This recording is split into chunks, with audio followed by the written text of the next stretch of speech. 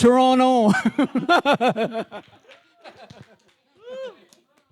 Amen. Thank you, Pastor Eugene, for may accent pang surname. Amen.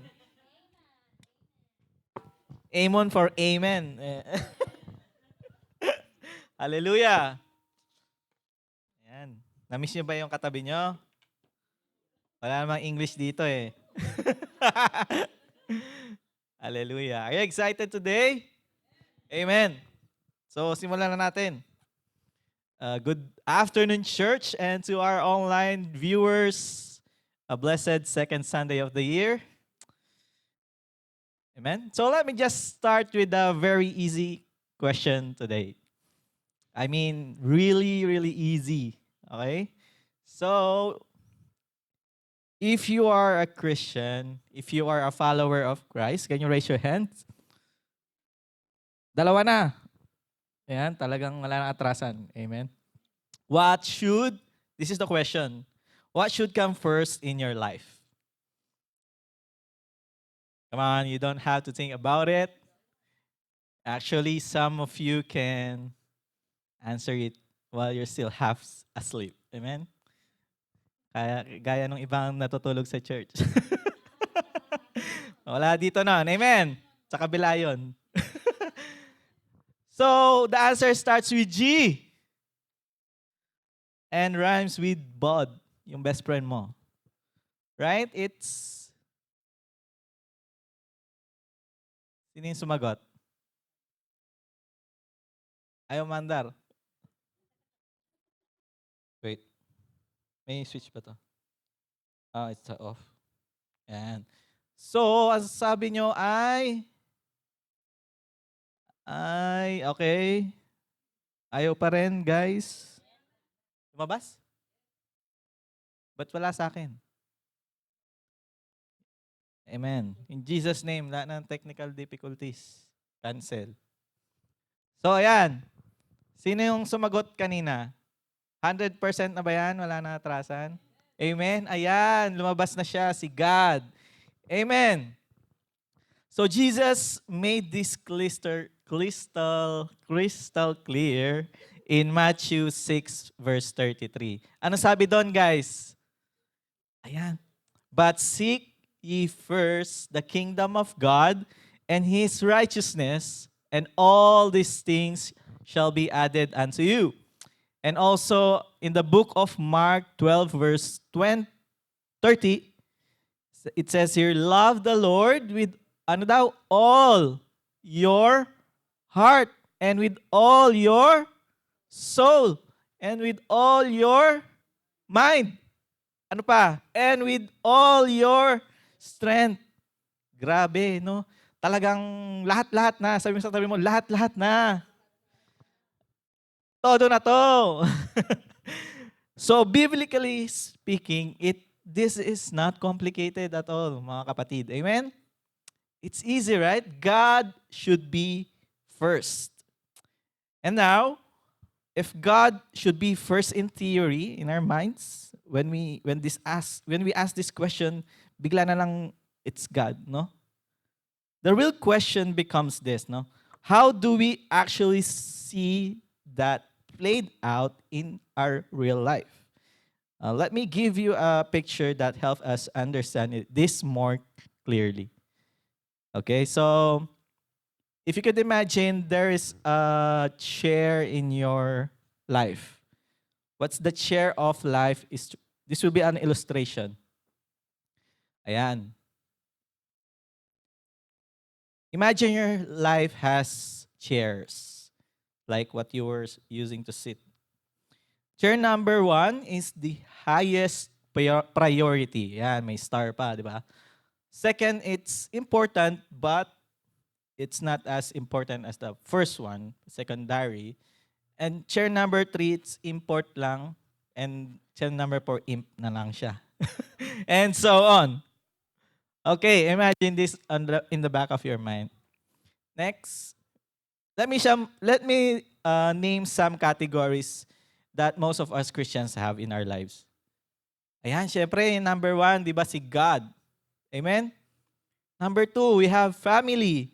If you have your spouse, you love your spouse, you do not fight with your spouse. If you have kids, you take care of them. Amen? You want the best for them. Meron din category dito yung work and school. Ayan. So ako, nagpunta dito sa Canada through school. And now, naka-stay home. Kasi slow down. And may work, di ba? So, sa mga namamasukan, sino po yung mga nagwo-work dito? Thank you sa Lord sa work. At sa mga students, mga kids there, you prioritize your school, di ba? Right? You make sure you do your assignments on time, you pass them, and your grades are not failing. Right? That's the goal. Next, most of the Christians have their own ministries at church. So we have music, we play instruments, every Sunday yan, consistent yan. Some of us are in the ushering ministry. Yung pagpasok pa lang nung mga brothers and sisters mo, yung mukha mo na ikikita agad. Di ba? Kaya kailangan nakasmile. Amen? Ano pa mga ministry natin dito? We have prayer and fasting every Tuesday. Libreng plug-in na to. And we have discipleship ministry every Thursday online. We invite you guys to join us. Amen? Ano pa? We have money and possession. Ayan. So, sino gusto ng pera?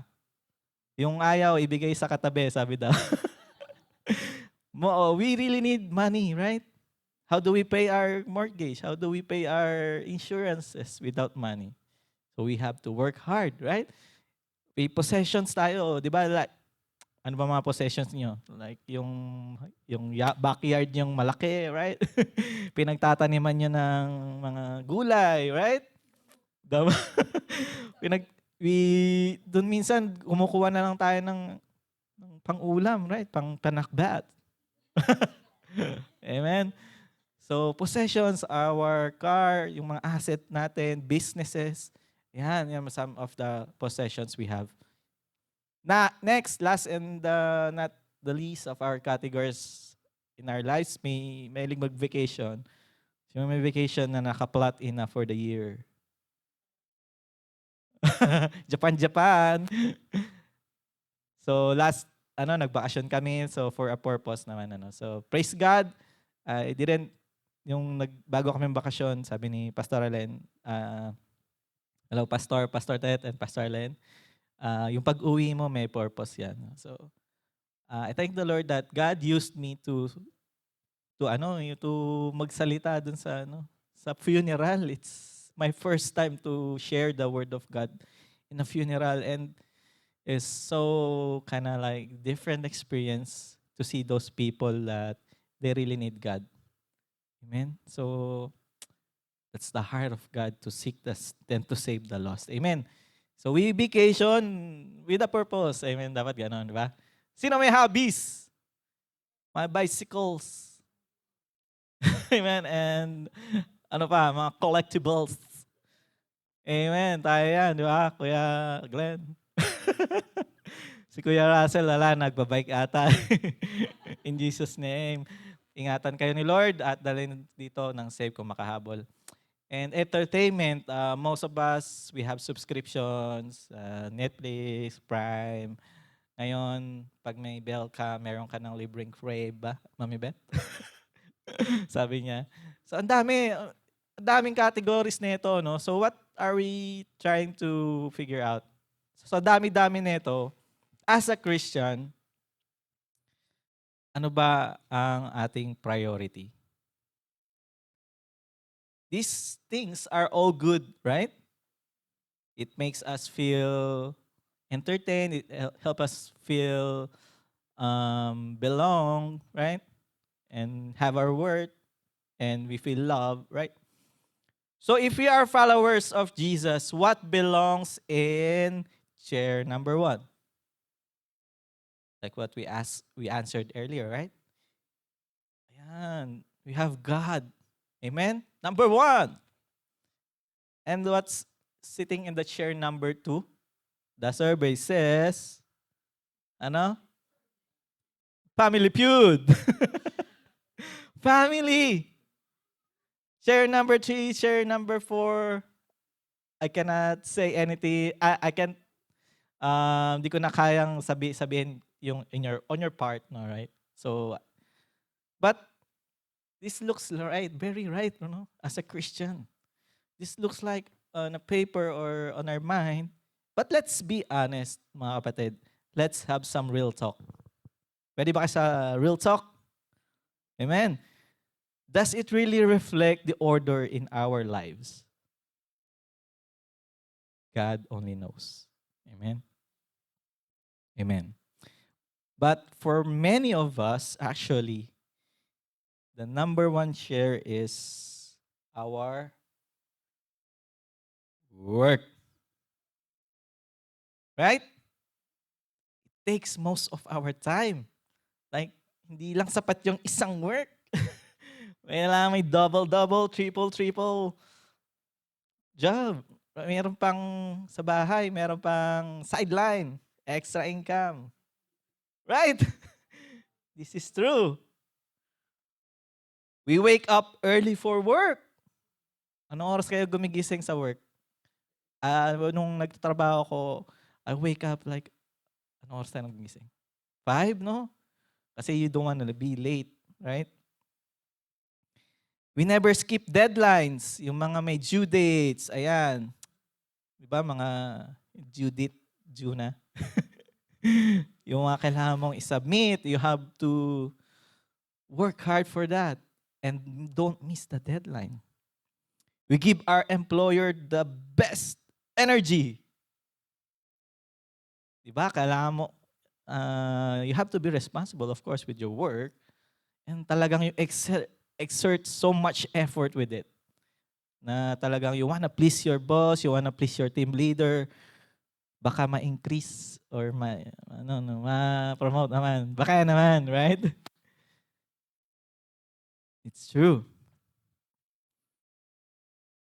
But whatever that thing is, maybe your relationship, your spouse, your family, napaka-importante niyan, di ba?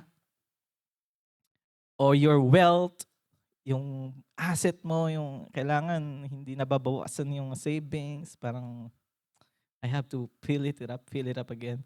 Your hobbies, whatever these things that we prioritize before God, then it just proves that God is not sitting in the first chair of our lives. Now, the problem is many Christians know the right answer, but live in a different order. Family feud. Ayan. Next, ministry, church. Di ko na-click. Ayan. Asset and habits. No? For these items, wala namang masama, right? There's nothing wrong with it. All is good. But the problem is many Christians nga know the right answer. However, live in a different order. Earlier, we answered God. Now, we realize, ito pala yung nasusunod sa buhay ko.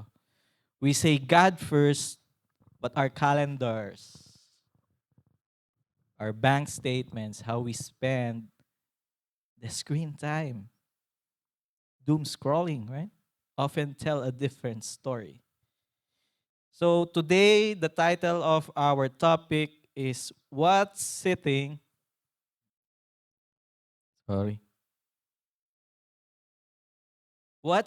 in the first chair of your life? Let me just pray and pause for a moment. Father God, truly you are worthy of the highest praise, and we exalt your holy name in this place. Your word is true, and you want us to put you first above anything. But God, we admit that we fail so many times. Lord, may your word today guide us in living a life that pleases you. Lord, let your Holy Spirit convict us by your power, transforming us and renewing our minds so that we recognize that no one else deserves the rightful place you hold in our lives, Lord. This all we ask in Jesus' name. Can everybody say amen? Can we give a clap offering to the Lord, the best one? Hallelujah. So what's sitting in the first chair of your life? Can you ask your neighbor? Medyo mahaba. What's na lang, what's? What's up, man?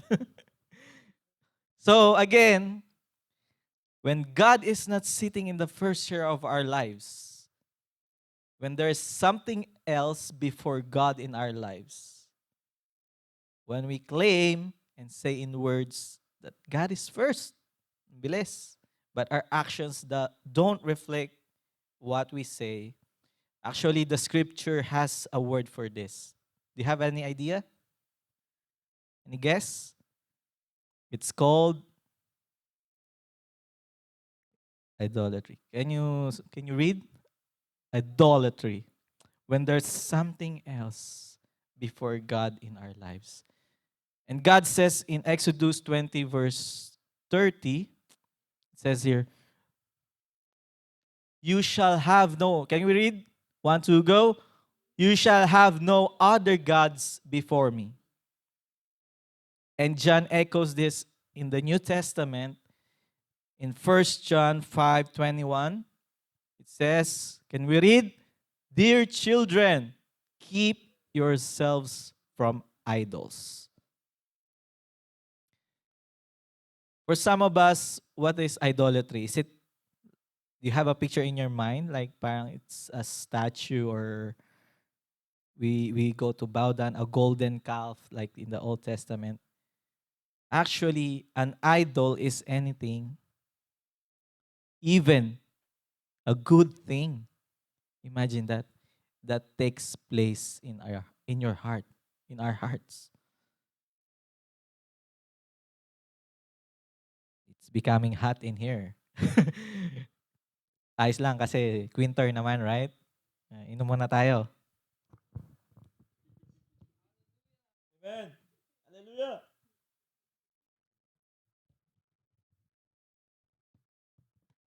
Nowadays, idols don't look like the golden statues, no? Sometimes it looks like selfie.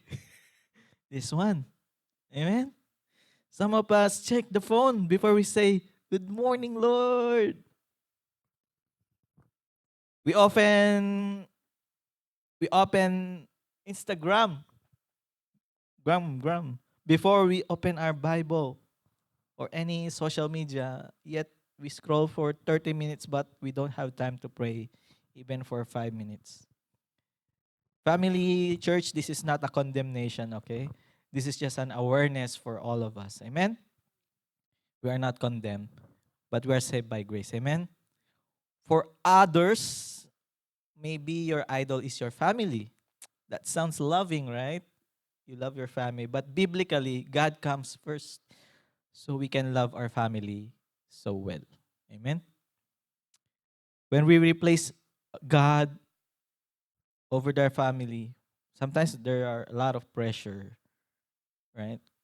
It replaces peace. We become overwhelmed sa family, like expectations and all that, pressures, some issues arises sa family, right? And for others, it's ministry. Amen. It's a good thing. Ministry. How come? Serving God is good for all those ministers or member of a church who serve God. But replacing God with serving is dangerous. Right? It sometimes becomes dangerous. Why? Busy with the kingdom, but doesn't have a genuine relationship with the king. Right? Pag may handaan, ayan na busy sa pag-aayos kahit may service. Wala po tayong pinatatamaan. But Jesus said here in the book of Luke towards Martha. You remember Martha? The story of Martha. Luke 10, verse 41 to 42. Ayan. You are worried and upset about many things. Dami-dami nangyayari, ang dami-daming ganaps. You know? Sabi ni Lord, but few things are needed, or indeed only one. Amen? So pag may handaan, kinig muna. So isa na, kinig muna. Ayan. Mamaya nanguya. Sorry, just kidding. All right. So now at this point, some of us might be thinking, why does God care so much about being in first place? Bakit ba? Bakit ba parang gusto ni Lord number one siya lagi? Practically speaking, we've got a lot of things on our plate. Right? Lalo na dito sa Canada. Pag di ka gumalaw, wala kang pera. Pero may bayarin ka. Right? That's how Canada really looks like for me. You got so many things to take care about. But why God is so tough to put Him first in our lives? Why? What do you think? That question leads us straight into the heart of who God is. Are you ready? Amen. Ayan. Because God is a jealous God. Can you tell your neighbor, God is a jealous God? So besides that, God is worthy to be first. Amen. Kasi He's the Alpha and Omega. Wala ka nang hanapin pa. Beginning and the end. He is truly worthy to be first in our lives. But now, what we'll be focusing on is what the Bible says about one of the surprising. Na-surprise ba kayo? God is jealous. This is one of the surprising characteristics of God that in Exodus 34 verse 14 it says, but actually this kind of characteristics is a kind of a good news para po sa atin. And we will going to figure out that later on. So sabi nga dito sa Exodus 34 verse 14, if we could read, do not worship any other God, for the Lord, whose name is jealous, is a jealous God. And in Deuteronomy 4 verse 24 says, for the Lord your God is a consuming fire, a jealous God. Amen. So, parang ang hindi akma sa Diyos biglang parang maging jealous, right? Because He owns everything. He don't need anything, right? Amen? Kahit yung utang natin, kaya niyo nga bayaran niya yun, di ba? So, it's not akma parang gano'n, no? If you will try to think. Parang mag-jealous yung Diyos. I came into existence because of Him. Right? So, yung jealous dito na ginamit, we will try to make some research and do Hebrew translation. Last Thursday may AI overview si Pastor Joey, so I tried to ask AI. So the Hebrew word used is the word kana. Can you say the word kana? Kana. Actually, the root word only has one N. But if it's used more than once, parang to the second degree, may emphasis. So this kind of kana is used for God. Parang ganun. Pag i-Jewish kasi, parang pag dinodoble-doble, shalom, shalom, or parang dinadagdag, inuulit-ulit is something talagang with emphasis. So sabi dito, it's a Hebrew word meaning jealous, zealous, or envious. Primarily used in the Bible to describe God's intense protective love.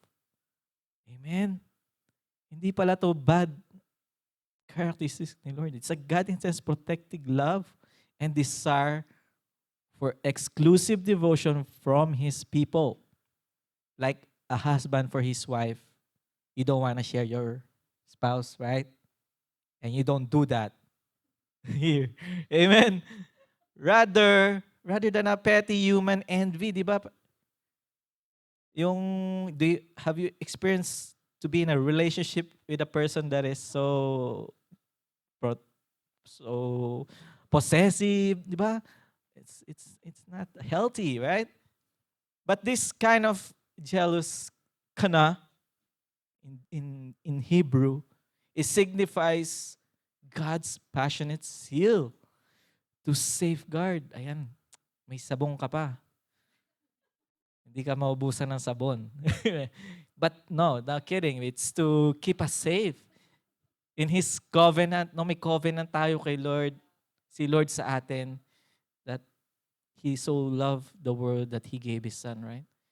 And He wants a relationship. Amen?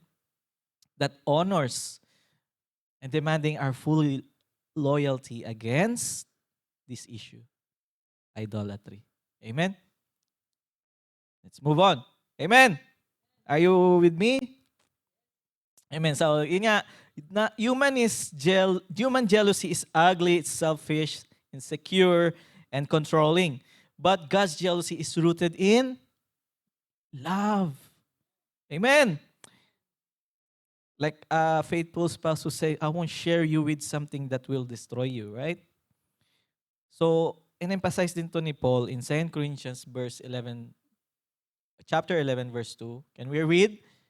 I am jealous for you with a godly jealous. Ayan, hindi to yung petty human jealousy that we know. Now we know that this kind of jealousy is protective for his, intense covenantal relationship. Amen? So God is not competing with your idols because He's insecure, but He is protecting you because He loves you. Amen? Sabihin sa tabi mo, Jesus loves you. So, if God is this serious about being first, we also need to understand what happens when He isn't, when the scripture doesn't, when He isn't. Right? Then we also need to understand what happens when He isn't first. So we'll figure out what the scripture said about God not being first in our lives. So let's see here the cost of idolatry. When good things becomes heavy things, right? So some of the categories are very good. It's not bad, but when it times that God is not first among those categories, even the good things becomes an idol. So let's see. In Psalm 16 verse 4, let's read, those who run after other gods will suffer more and more. So you notice it doesn't say they'll suffer immediately, right? It says more and more. So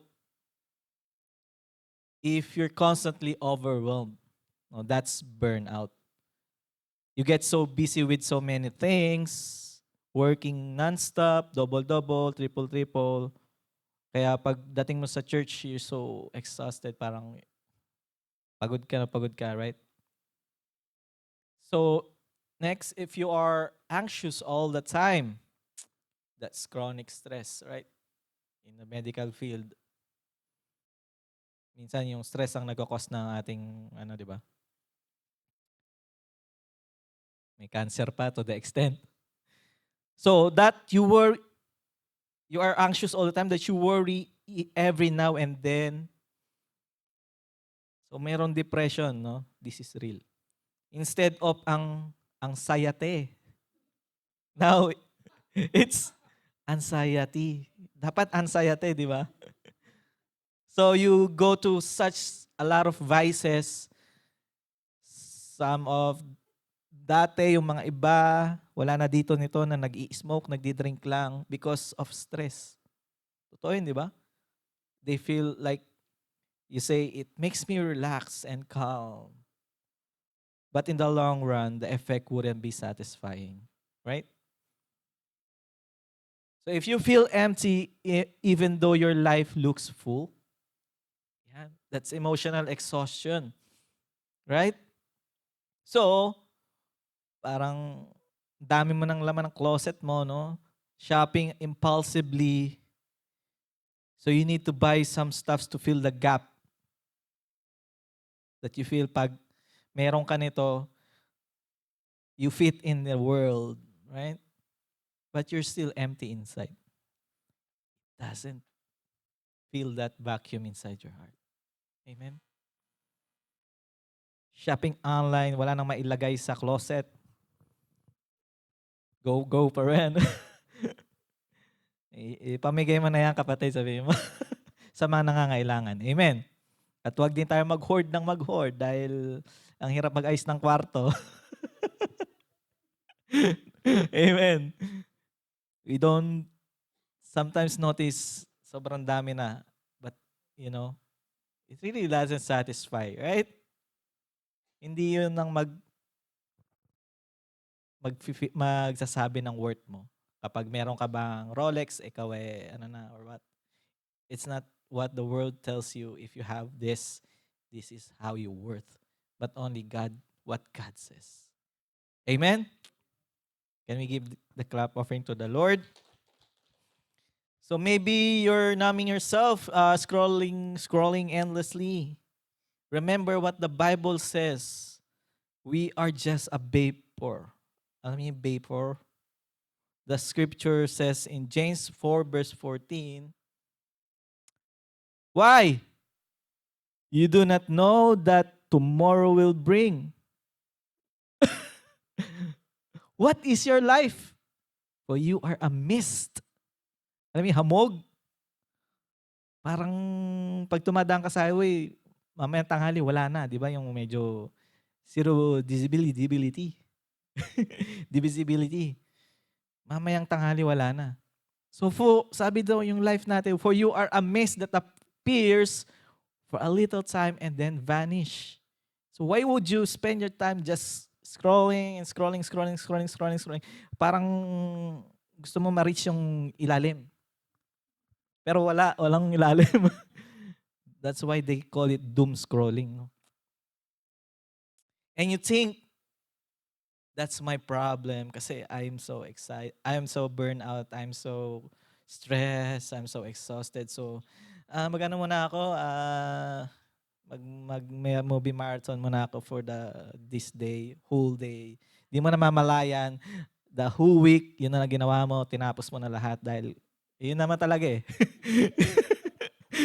That's what it is. Gusto mong tapusin and tinapos ka na rin na niya. Wala ka nang nagawa sa bahay. Wala naman yung stress mo, pero na-stress ka pa rin, ay wala akong nagawa. Ang daming labahin. Ganon. Again, David writes in Psalm 16 verse 4, those who run after other gods will suffer more and more and more and more. You don't want that. Amen? That might not be the main problem. That might be a symptom. Symptom lang to. So, medyo doktor tayo ngayon. We will diagnose our lives. Amen? So, but here's where many of us get stuck. No? We try to fix pain without addressing the source. Amen? So, pag walang tulo sa gripo, okay naman yung faucet, baka nakapatay dun sa main. No? Gawa tayo ng gawa sa lababo nandun pala sa So let's talk about what's really going on beneath the surface. Amen? Let's move on.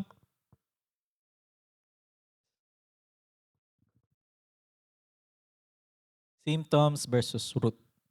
Ayan. Let's go straight to the point. Ito na, mga kapatid. The root issue could be that something else has taken God's place. Some Christians aren't tired because they are doing too much. They're tired because God isn't first. But why? If God is not first, something else always will be. Amen? When God is not first, everything else feels like heavier, no? May God naman ako, bet parang ang hirap-hirap naman ng buhay. Even with good things, akala ko pag may ganito na ako, satisfied na ako. Di ba?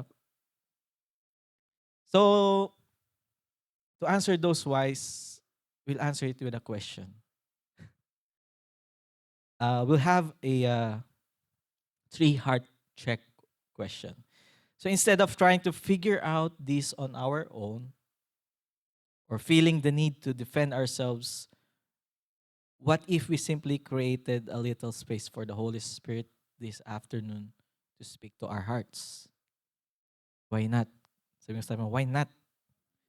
Because God is not here to point a finger at us. He's here to walk with us. Amen?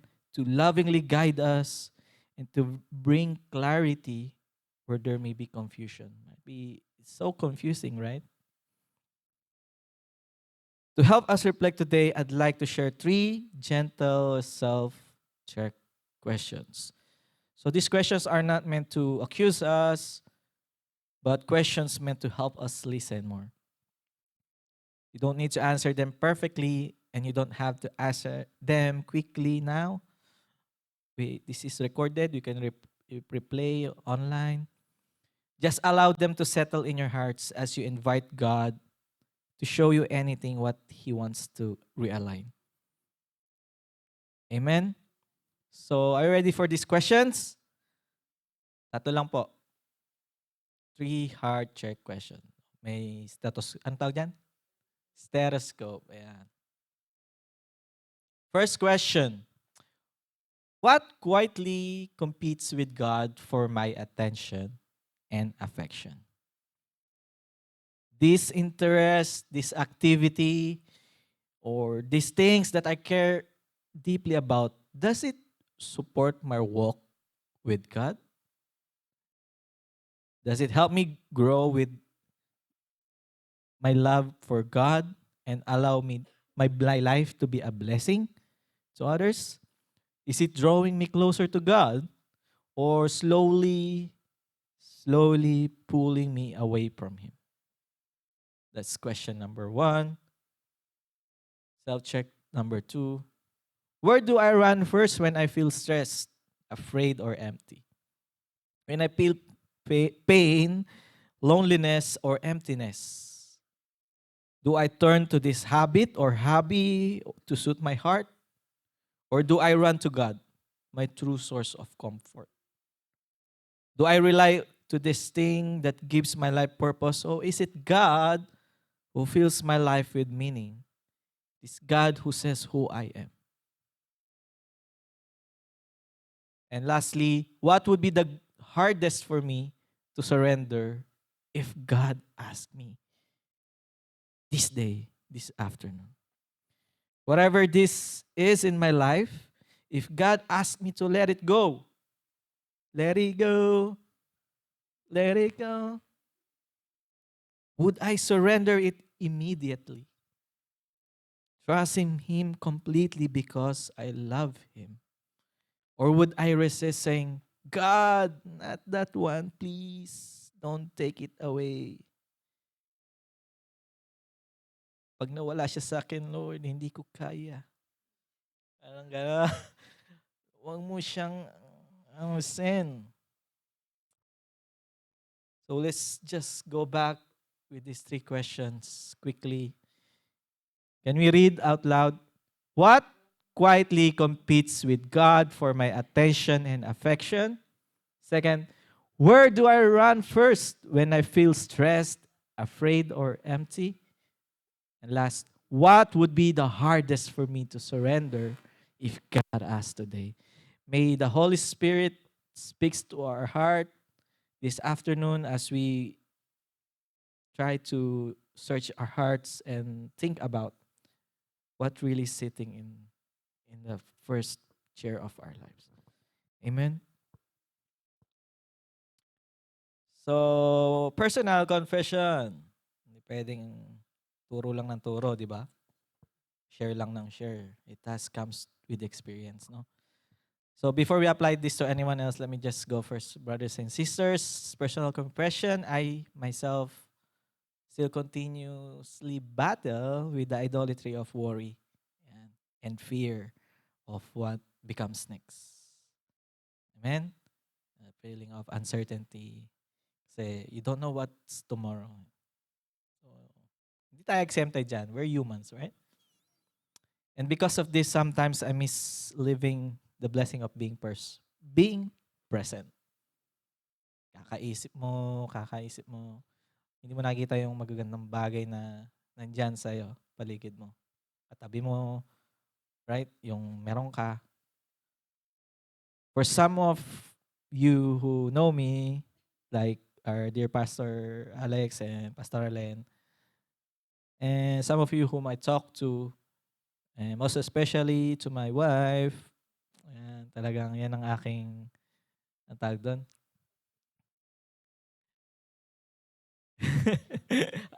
Yan ang aking partner. Yan. Who reminds me to practice what you preach.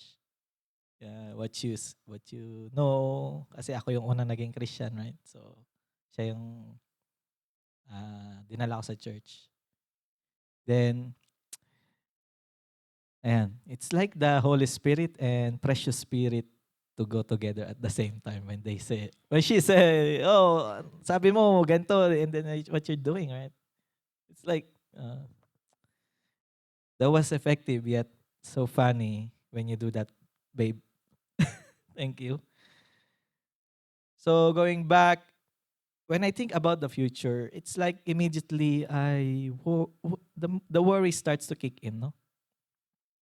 Instead of trusting God for His plans for me, praying about concerns in life, and seeking His word to affirm my future. Now I learned that the way I think and actions doesn't please God. Right? And this message starts to teach me what I was missing in my life as a believer. All the while, these questions reveal to me that I have to put God first in my life and then worry. No, just kidding. Just kidding. But of course, we read the word, read His word. For the 3 weeks I had stayed home, I read the word, which is the truth, which is so alive. That it transforms the way we think so that our minds becomes new. So our actions reveal what we really trust, that we really trust God. Who among you really trust God? Amen. His ways are higher than our ways. His plans for us are for our own good. So a prosperous new year to everyone. Amen. Do you expect great things? But yet we're talking idolatry now. Maybe the Holy Spirit he wants to do something great talaga. That's why He wants to point out what's wrong in our lives as a Christian. Amen. I'm so glad that I found this kind of teaching, and I'm sharing it to you because I learned from this, and I know the Lord is also working in our lives as a church. Amen. Hallelujah.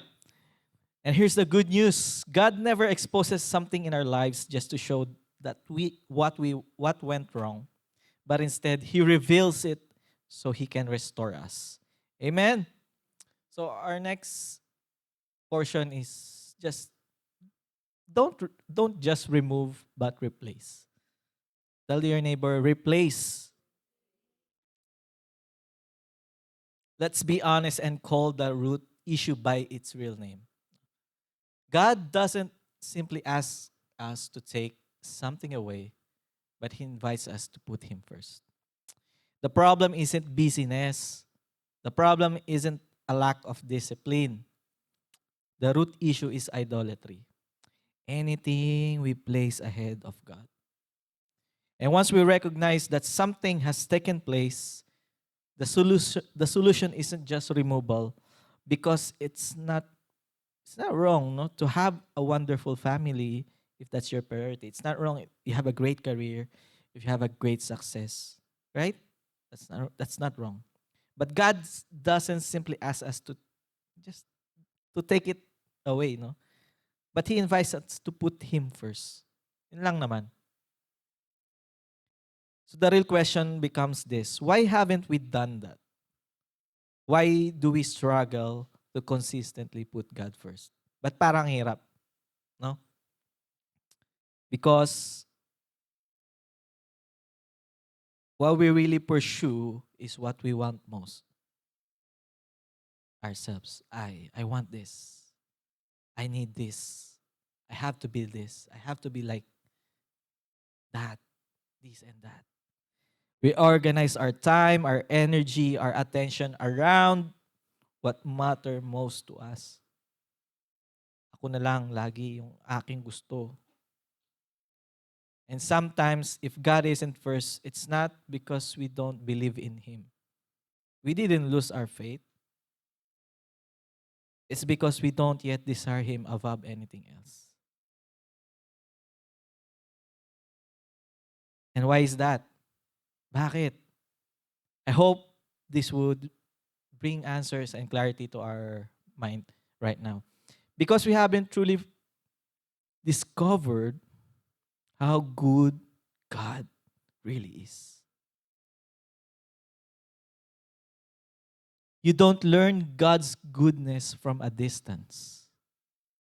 You experience it when you put Him first. Psalms 34 verse 8 says, "Taste and see that the Lord we serve here is good." Amen. Everybody say, "The Lord is good." It calls us to seek first His kingdom and His righteousness above our preference, our comforts, our distractions, and trust that everything else will fall into proper place. When we delight ourselves in the Lord, alam natin yung verse na to, something beautiful happens. Right? He doesn't just give us what we want. He reshapes our hearts so that we begin to what He wants. Amen? So, akala mo ito pala yung gusto mo, but what you really need and what you really want is God. And what God wants for you. To be a blessing to many people, to share the love of God. Amen? And that's what's really these verses. First delight yourself in the Lord muna. And then He will give you the desires of your heart. What your heart really desires. Pag inuna mo si Lord, yung mga salita niya, makikita mo doon, ano bang gusto niya sa buhay mo? Right? And then it follows with your actions. It would change your mind. It will renew your mind. Amen? This is life-changing. Sabi mo, life-changing. Ayan. So if something is pulling your heart away from God, don't just remove it, replace it with more of Him. More time in His presence. More trust in His promises. Amen? More surrender to His leading. Why? Everything comes with why afterwards. No? Because the only way to know how good God is to put Him first. Amen? God is not trying to take something from you. Those are good things. He's offering you just something far better than those things, which is Himself. He's offering you Jesus to put Him first. And all, sabi pa, di ba? All, hindi lang ilan, but lahat ng kailangan pa natin. Unahin lang natin si Lord. Because He cares for you. He cares. Jesus cares for us. Amen? He cares for you. He cares for you. He cares for you. Amen. Have we learned something today? Hallelujah. So, after everything we have heard today,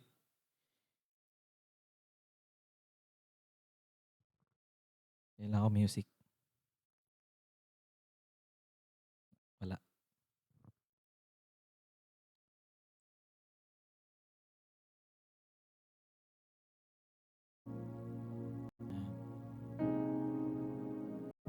So after everything we've heard today, we left with a decision.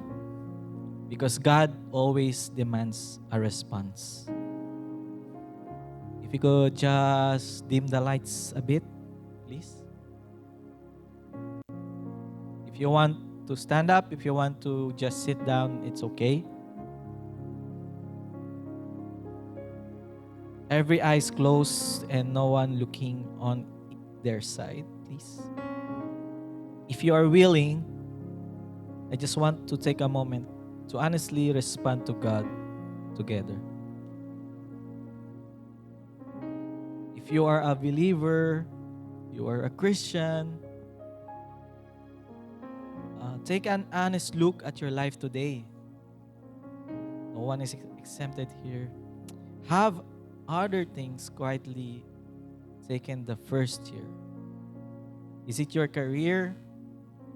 Is it your comfort? Or relationships? Even your ministry? The call is not just to remove out that thing in that place, but to restore God to His rightful position. Then what we will ask this afternoon is, we will repent for our misplaced priorities. Intentionally put back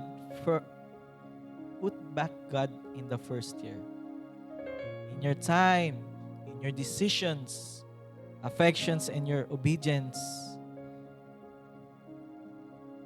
We choose today to realign our hearts and say again, Lord, you are first. And for those who are yet to know Christ, who's watching online or anyone here in this place, if it is your first time here, you don't earn your salvation by effort or good behavior.